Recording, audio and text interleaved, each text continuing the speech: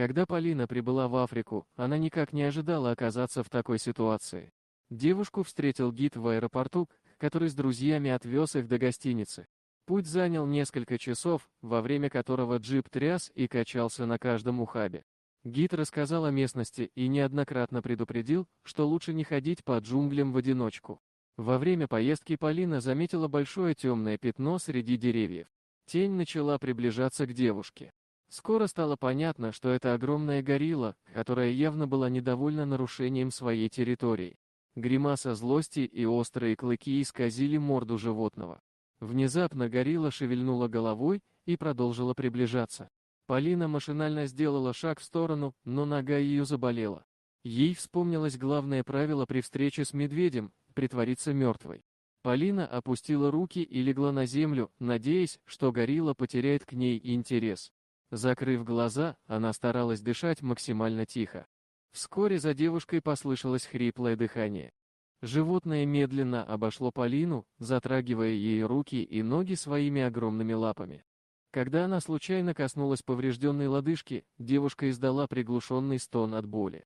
Зверь мгновенно отдернул свою лапу и потащил Полину через плечо куда-то. Внутри девушка почувствовала, что все ее надежды рушатся. Она испытывала ужасную мысль, что приведена в логово, чтобы стать пищей для животного. В этот момент Полина сильно пожалела о своей неподготовленности. Она не знала, чем питаются гориллы, и даже не обратила внимания на информацию о фауне перед поездкой. Возможности сопротивляться или убежать не было. Поэтому девушка схватилась за густую шерсть на спине животного, чтобы не упасть на землю. Горилла оттащила Полину в узкую пещеру и сбросила ее на землю. Девушка сильно ударилась и поранила колени и ладони. Она тут же обернулась, чтобы смотреть в лицо животному, и прижалась спиной к камню. Полина пыталась сделаться незаметной, но не могла скрыть пострадавшую ногу. Однако горилла не обращала на это внимания. Зверь устроился возле входа в пещеру и наблюдал за дождем. Он не приближался к девушке и даже не глядел в ее сторону. Девушка начала двигаться. Не получив реакции со стороны гориллы, она решила рискнуть и попробовать убежать. Полина поднялась на колени и пошла в направлении выхода. Было больно и неудобно. Она сосредоточилась на неприятных ощущениях и не заметила, как горилла резко приблизилась. Животное внезапно появилось перед ней, обнажило свои острые клыки и издало оглушительный рев. Девушка оцепенела от ужаса, когда увидела перед собой мощные мышцы животного. Полина понимала, что против такого сильного противника у нее нет никаких шансов. Горилла толкнула ее в плечо, подгоняя к стене.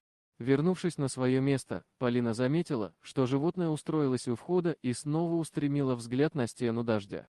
В этот момент ей пришла догадка: горилла не нападает, а спасает ей.